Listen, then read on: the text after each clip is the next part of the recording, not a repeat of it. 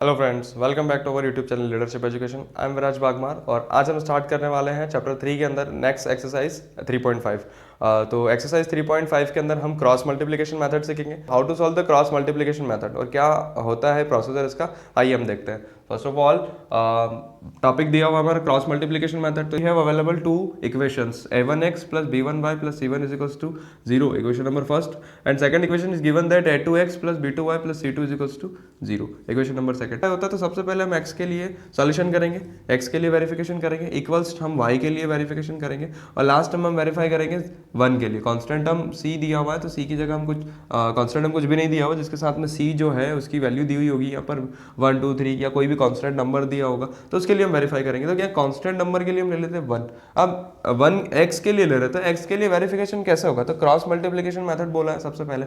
तो according to cross multiplication method हम ये बोल सकते हैं कि आपने a को यहाँ पर अगर लिया हुआ है, x को लिया हुआ है, तो x वाले टर्म को आप हाइड कर सकते हैं। अब उसके पास बचा कि आपके पास में b1y plus c equal to 0 और b2y plus c2 equal to 0। अब यहाँ क्रॉस मल्टीप्लिकेशन करते हैं तो इसका मल्टीप्लाई हम इसके साथ कर देते हैं। y वेरिएबल तो आपने कुछ लेना नहीं है, y तो एज इट इज रखना है। अब आपको b1 का मल्टीप्लाई c2 में कर देना, तो यहाँ हो जाएगा b1 c2 और फिर बीच में आपका हमेशा लगता है क्रॉस मल्टीप्लिकेशन मेथड में माइनस, तो यहाँ पर हो जाएगा b1 c2 माइनस, फिर इस c1 का मल्टीप्लाई हम b2 में करते हैं या b2 का मल्टीप्लाई हम c1 में करते हैं, तो यहाँ हो जाएगा b2 c1। ठीक है, नेक्स्ट स्टेप में हम कर देते हैं y। तो y हमने लिया, तो जो भी चीज आप ले रहे हैं उसको हाइड करना पड़ेगा आपको। तो यहाँ पर हमने इसको हाइड कर दिया, बचा क्या हमारे पास में a1x और यहाँ पर बचेगा c1 और यहाँ पर बचेगा a2x प्लस c2। तो a1x का मल्टीप्लिकेशन आपको c2 में करना है, लेकिन जब सेकंड स्टेप आप लेते हो तो सेकंड के अंदर माइनस पहले आता है। अगर हम पहले माइनस नहीं लेते तो फिर हम क्या करते हैं, c1 का मल्टीप्लाई आप a2 के साथ कर सकते हैं। तो यहाँ पर हो जाएगा हमारा c1 a2, तो यहाँ पर आपको माइनस लेने की जरूरत नहीं है। फिर आपको इसके अंदर ये वाला नंबर जो है वो माइनस में आ जाएगा, तो फिर c2 पर नीचे वाले का मल्टीप्लाई ऊपर वाले के साथ करते हैं, तो फिर आ जाएगा c2a1, तो माइनस c2a1। मतलब जो प्रोसेस चल रहा है फर्स्ट स्टेप में जैसे प्रोसेस चला था, यहाँ पर माइनस आ रहा है, फिर यहाँ पर माइनस आ रहा है। तो यहाँ पर सेकंड स्टेप में मेथड ये होती है कि आपको पहले वाला नंबर माइनस आता है, लेकिन वो कब आता है, जब आप मेथड बिल्कुल सेम कर रहे हैं, मतलब ऊपर वाले का मल्टीप्लाई पहले नीचे वाले के साथ कर दिया। ठीक है, मतलब क्रॉस मल्टीप्लिकेशन की जो सेकंड स्टेप होती है वो ये होती है कि यहाँ से मल्टीप्लाई इसके साथ किया जाता है, लेकिन अगर आप ये वाली स्टेप पहले और ये वाली बाद में करते हो तो आगे माइनस लगाने की कोई जरूरत नहीं है आपको। सिर्फ आप सिंपली मेथड को याद रखिए कि पहले आपको a1 को हाइड करना है और b1 से c2 का अंदर मल्टीप्लाई कर दो, तो b1 c2 हो जाएगा, देन माइनस उसके बाद में हमारा b2 का मल्टीप्लाई c1 के साथ होगा। अगर आप नीचे आ गए तो नीचे के बाद में b2 का मल्टीप्लाई c1 के साथ हो जाएगा। तो ये हमारी एक मेथड हो गई। फिर नेक्स्ट स्टेप के अंदर हम क्या लेंगे, तो यहाँ पर हमने ले लिया c1 a2। तो c1 a2 कैसे, जैसे हमने यहाँ पर इसको हाइड किया, तो c1 जो है वो ऊपर की ओर है, ऊपर से हमने मतलब यहाँ से लिया है हमने, मतलब उल्टा मल्टीप्लाई किया, a2 का मल्टीप्लाई c1 में किया है, c1 का मल्टीप्लाई a2 में कर दो, बात एक ही है। तो मैंने लिख दिया c1 a2। ठीक है, तो c1 a2 हो गया। अब उसके बाद में यहाँ पर हम ले लेते हैं a2 का मल्टीप्लाई a1 का मल्टीप्लाई c2 में कर देते हैं, तो ये हो जाता है c2 a1। ठीक है, ये सेकंड स्टेप हो गया हमारी। फिर कांस्टेंट टर्म के लिए लेते हैं, वही हमें इसको हाइड करना होगा और हम इन चारों का मल्टीप्लाई आपस में करते थे क्रॉस मल्टीप्लिकेशन से। तो मेथड वही है कि पहले आपको इस नंबर का मल्टीप्लाई करना पड़ेगा, तो ये हो जाएगा a1 b2, उसके बाद में हम इसका मल्टीप्लाई करते थे तो a2 b1 हो जाएगा माइनस a2 b1। एक प्रोसेस और है याद करने का अच्छा तरीका कि यहाँ पर अगर x लिया है तो यहाँ bc आएगा और यहाँ पर bc आएगा।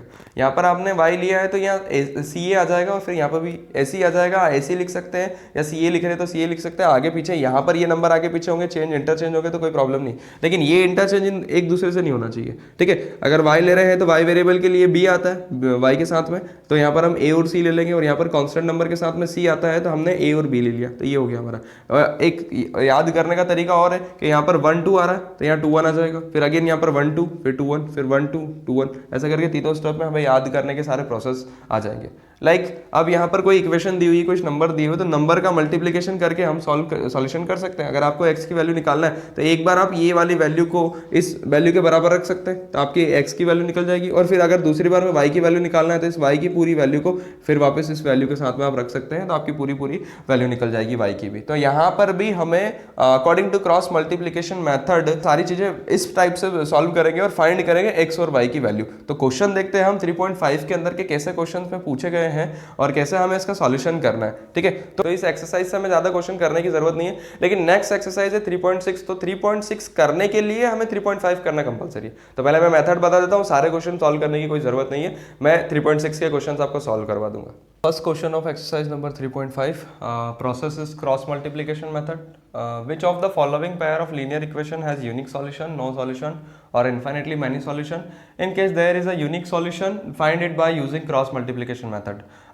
इस क्वेश्चन के अंदर हमें कुछ इक्वेशंस दी हुई है, इन इक्वेशंस के अकॉर्डिंग हमें ये फाइंड करना है कि किस इक्वेशन का यूनिक सॉल्यूशन है. हम पढ़ चुके हैं यूनिक सॉल्यूशन क्या होता है, नो सॉल्यूशन और infinitely many solutions. In case there are unique solution, find it by using cross multiplication method. अगर यूनिक सॉल्यूशन होता है तो हमें उसको क्रॉस मल्टीप्लिकेशन मेथड से सॉल्व करना है. तो फर्स्ट ऑफ ऑल हमें ये चीज़ यहाँ से पता है कि लीनियर इक्वेशन के अंदर जो यूनिक सॉल्यूशन होता है वो क्या होता है. तो यूनिक सॉल्यूशन हम बोल सकते हैं नो सॉल्यूशन और मैनी सॉल्यूशन. तो यूनिक सॉल्यूशन के लिए हम लिखते हैं a1/a2 is not equal to b1/b2. अगर ऐसी कंडीशन आ जाती है हमारे पास में, that is called unique solution. As it is अगर नो सॉल्यूशन की बात करें तो a1/a2 is equals to b1/b2 is not equal to c1/c2. और इस टाइप का जो सॉल्यूशन होगा उसको हम बोलेंगे नो सॉल्यूशन.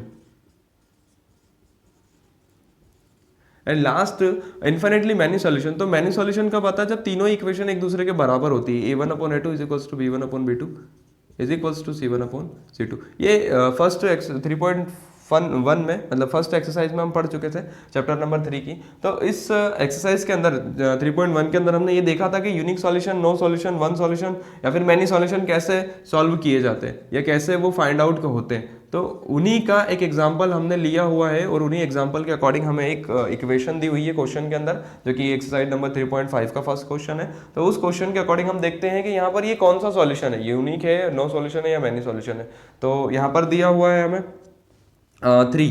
तो a1 की वैल्यू हम ले सकते हैं a1 इज इक्वल्स टू 1, क्योंकि हमने जस्ट अभी एक इक्वेशन सॉल्व की थी. मैंने एक एग्जांपल आपको दिया था कि a1 और b1 और c1 कैसे रखे जाते हैं, a2 b2 और c2 कैसे रखे जाते हैं. तो a1 जो है यहाँ पर जो भी कांस्टेंट नंबर दिया हो वो, अगर कुछ नहीं दिया तो हम ले लेते हैं 1. यहाँ पर b1 की वैल्यू हो जाएगी -3 और c1 की वैल्यू हो जाएगी -3.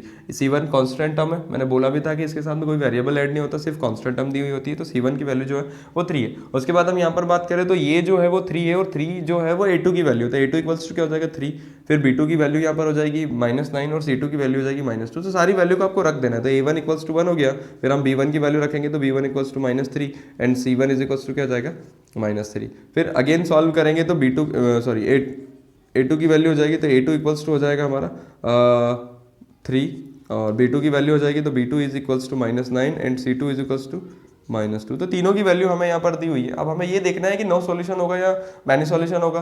तो फर्स्ट ऑफ ऑल हमें इस कंडीशन को फॉलो करना है. हमें पता है a1/a2 is equals to b1/b2 is equals to c1/c2.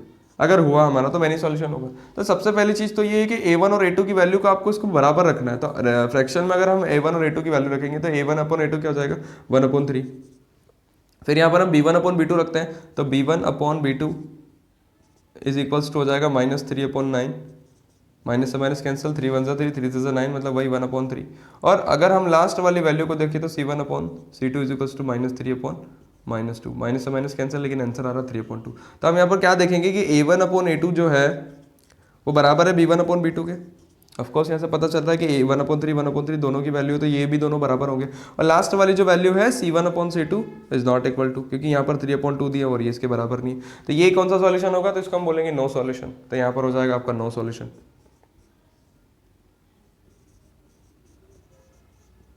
तो लाइन कैसी होगी, तो जब लाइन पैरेलल होती है नो सॉल्यूशन. तो नो सॉल्यूशन अगर होगा तो हमें इसका कोई सॉल्यूशन नहीं करना, यही हमारा लास्ट आंसर है. लेकिन अगर हमें कोई क्वेश्चन में ऐसा दिया हुआ है कि यूनिक सॉल्यूशन अगर आ जाता है, तो यूनिक सॉल्यूशन के लिए हमें क्वेश्चन दिया होगा a1/a2 is not equals to b1/b2. और अगर ऐसा आया तो हम उसको बोलेंगे यूनिक सॉल्यूशन या वन सॉल्यूशन. तो उस वन सॉल्यूशन या यूनिक सॉल्यूशन के अंदर हमें उसको क्रॉस मल्टीप्लिकेशन मेथड से डिफाइन करना है.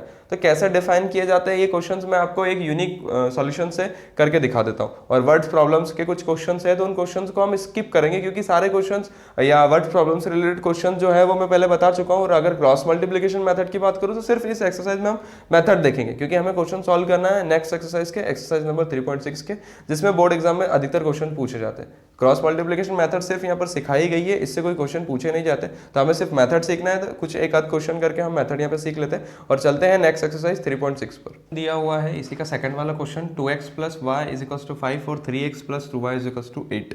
अब हमें यहाँ पर वही शो करना है क्या इस टाइप का सॉल्यूशन यूनिक सॉल्यूशन होगा, क्या नो सॉल्यूशन होगा, या फिर हमारा मैनी सॉल्यूशंस होगा। तो जितने भी सॉल्यूशंस होते हैं उसमें अगर हमें यूनिक सॉल्यूशन मिल जाता है तो अब हमें क्रॉस मल्टीप्लिकेशन मेथड लगाना है। तो पहले हम देखते हैं क्या ये यूनिक सॉल्यूशन है या नहीं है। तो सबसे पहली चीज तो हम इस इक्वेशन को सिस्टमैटिकली लिखते हैं। तो 2x + y और इस 5 को हम LHS साइड में शिफ्ट करते हैं तो ये -5 हो जाएगा और बराबर में क्या हो जाएगा 0। उसके बाद हम सेकंड इक्वेशन को इसके इक्वेशन नंबर फर्स्ट नाम देते हैं और सेकंड इक्वेशन से हम लिखते हैं 3x + 2y - 8 = 0, equation number second. तो ये दोनों इक्वेशन जो हमारी मेन इक्वेशंस होती है उन इक्वेशन के अकॉर्डिंग हम सॉल्व कर लेते हैं। अब वापस हम a1/a2 की वैल्यू रखते हैं तो a1/a2 = हो जाएगा 2/3। फिर उसके बाद b1/b2 = होगा तो यहाँ पर हो जाएगा 1/2 और फिर आ जाएगा हमारा c1/c2 = -5/8। माइनस से माइनस कैंसिल, मतलब आपकी वैल्यू आ जाएगी 5/8। तो हम यहाँ से देख सकते हैं a is not equals to b1/b2 and b1/b2 is not equals to c1/c2। मतलब इस टाइप का जो सॉल्यूशन है हम ये बोल सकते हैं कि a1/a2 is not equals to b1/b2। c1 c2 बराबर नहीं है वो तो हम बाद में देखेंगे, लेकिन पहले इन दोनों को देख लेते हैं कि क्या ये बराबर है। और अगर ये बराबर नहीं मतलब लाइन जो है वो इंटरसेक्टिंग लाइन है और सॉल्यूशन जो है वो unique solution,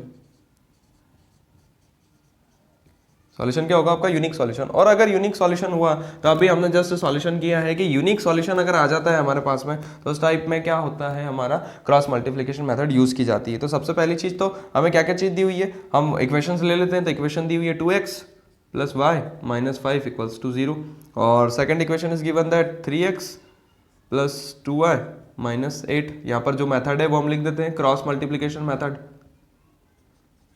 cross multiplication method, तो according to cross multiplication method first of all x variable है हमारे पास में, x ले लेंगे, y वेरिएबल है, y वेरिएबल ले लेंगे और लास्ट में कांस्टेंट नंबर के लिए हम लेते हैं 1। तीनों के बीच में बराबर लगा देते हैं और फिर हम इसको सॉल्व करते हैं। तो सबसे पहली चीज x के लिए तो x को हम हाइड कर देते हैं और फिर मल्टीप्लिकेशन करते हैं ऊपर वाले नंबर से नीचे वाले नंबर में। तो यहाँ पर 1 दिया हुआ है और 1 का मल्टीप्लाई हम करते हैं 8 में, तो 8 1 हो जाता है 8। उसके बाद में हमने यहाँ पर इसका मल्टीप्लाई किया तो नीचे वाले नंबर का ऊपर वाले से कर लो या ऊपर वाले का नीचे से। जस्ट मैंने अभी बोला कि अगर आप यहाँ पर जैसे ये C1 है और यहाँ पर है ये B2, तो C1 का B2 में कर रहे हो या B2 का C1 में कर रहे हो, बात एक ही है। मतलब 5 2 10 होता है और अगर 2 5 भी करोगे तो भी 10 होगा और बीच में लगता है माइनस, लेकिन ये वाली वैल्यू में दोनों का मल्टीप्लाई करोगे तो प्लस माइनस ये भी माइनस होगा। तो यहाँ पर एक बार और हम माइनस लिखेंगे और 5 2 हो जाएगा -10। ठीक है, यहाँ पर एक बार और मैं एक्सप्लेन कर देता हूँ कि अगर आपने x लिया हुआ तो x को हाइड करना है एंड देन आपका मल्टीप्लिकेशन इस वाले नंबर का इस नंबर के साथ होगा। तो यहाँ 1 दिया है और यहाँ पर 1 से 8 का मल्टीप्लाई करते हो तो 8 1 8। तो यहाँ पर भी देखिए प्लस और माइनस दोनों, तो प्लस माइनस क्या हो जाएगा माइनस, मैंने लगाया नहीं था, प्लस माइनस क्या हो जाएगा माइनस। तो फर्स्ट नंबर तो ये दिया हुआ और बीच में हमेशा माइनस लगता है तो माइनस आएगा यहाँ पर, फॉर्मूला में ही है हमारा। और उसके बाद में हम करते हैं 2 से मल्टीप्लाई, मतलब B2 से मल्टीप्लाई C1 का, तो B2 C1 जो होगा या C1 B2 जो होगा उसका मल्टीप्लाई हम करेंगे तो माइनस और प्लस माइनस है और 5 2 से कितना हो जाएगा -10। बीच में माइनस लगता है वो तो ठीक है। यहाँ पर 2 का मल्टीप्लाई हम 5 में करेंगे तो 2 5 से क्या हो जाएगा 10। तो ये हमारा एक मेन प्रोसेस हो गया। अब उसके बाद में y के लिए, तो y के लिए सेम प्रोसेस है लेकिन प्रोसेस जो है वो थोड़ा अपोजिट है। मतलब जो फर्स्ट प्रोसेस किया हुआ, फर्स्ट स्टेप जो की हुई है उस स्टेप के सेकंड स्टेप जो है वो थोड़ा सा अपोजिट है। मतलब हमें y को हाइड तो करना ही है लेकिन साथ ही साथ मल्टीप्लिकेशन हम जैसे यहाँ से ऐसा करना होता, लेकिन हम यहाँ पर नहीं करेंगे और 5 का मल्टीप्लाई 3 में करेंगे। 5 3 15, तो -15 पहले आएगा क्योंकि प्लस माइनस क्या माइनस होता है ये हमें पता है। बीच में हमेशा माइनस लगता है तो माइनस लगा सकते हैं हम। और 8 का मल्टीप्लाई हम करते हैं 2 में, तो 8 2 से कितना हो जाएगा 16, तो वो भी -16 होगा क्योंकि माइनस का 8 दिया हुआ प्लस का 2 है, माइनस प्लस माइनस होता है, we know that very well. तो 8 2 से कितना हो जाएगा 16। नेक्स्ट स्टेप, कांस्टेंट टर्म को अगर आप हाइड करते हो तो आपके पास में A1 A2 और B1 B2 बचता है। तो A1 A2 B1 B2 में क्रॉस मल्टीप्लिकेशन मेथड लगाएंगे। तो इसको हमने हाइड किया, फिर हमने मल्टीप्लाई किया इन दोनों का, तो 2 2 से कितना हो जाएगा 4, फिर बीच में लगता है माइनस, माइनस लगा दिया और 3 1 3। अब इसको सॉल्व करेंगे तो x upon minus minus plus, तो -8 और माइनस माइनस हो जाएगा प्लस, एक स्टेप और बढ़ा के लिख देते हैं हम। और उसके बाद में y अपॉन फिर माइनस माइनस प्लस, तो -15 as it is, minus minus क्या हो जाएगा +16 एंड 1/4 - 3 हम डायरेक्ट कर देते तो यहाँ पर आ जाता 1/1। नेक्स्ट स्टेप में हम करेंगे, यहाँ पर वैल्यू हो जाएगी तो x अपॉन 10 - 8 करेंगे तो हमारी वैल्यू हो जाएगी 2 इज इक्वल टू वाई के अपॉन में आया हमारा -15 + 16, मतलब यहाँ पर 1 इज इक्वल टू 1/1, मतलब 1 ही होता है, लेकिन हम 1/1 लिख लेते हैं। मैंने अभी आपको बताया था कि अगर आपको x की वैल्यू फाइंड करना है तो कुछ नहीं करना है, आपको x/2 इज इक्वल टू एक बार 1/1 रखेंगे आप, और सेकंड स्टेप में कॉमा लगा के आप लिख सकते हैं y/1 इज इक्वल टू 1/1, मतलब यहाँ पर y की वैल्यू निकल जाएगी। तो दोनों को आपको लास्ट कांस्टेंट टर्म जो दिया हुआ है उसके बराबर में रखना है। तो पहले हमें x/2 दिया हुआ था, x/2 की वैल्यू 1/1 के बराबर, मतलब हम ये बोल सकते हैं 1/1 जो होगा वो 1 ही होगा। 1 में 1 का डिवाइड करने पर, मल्टीप्लाई करने पर वही आता है, 1 ही आता है। तो 2 का मल्टीप्लाई 1 में करेंगे तो 2 1 2, तो x इक्वल्स टू क्या आ गया हमारा 2। ये डायरेक्ट हम सॉल्व कर लेते हैं। और अगेन यहाँ पर भी हम वही स्टेप सॉल्व कर रहे हैं, क्योंकि 1 में 1 से डिवाइड करने पर वही 1 आता है, तो 1 ले लिया और 1 का 1 में मल्टीप्लाई कर दिया। ये डिवाइड में है तो उधर जाएगा मल्टीप्लाई में हो जाएगा, तो y इक्वल्स टू क्या आ गया हमारा 1।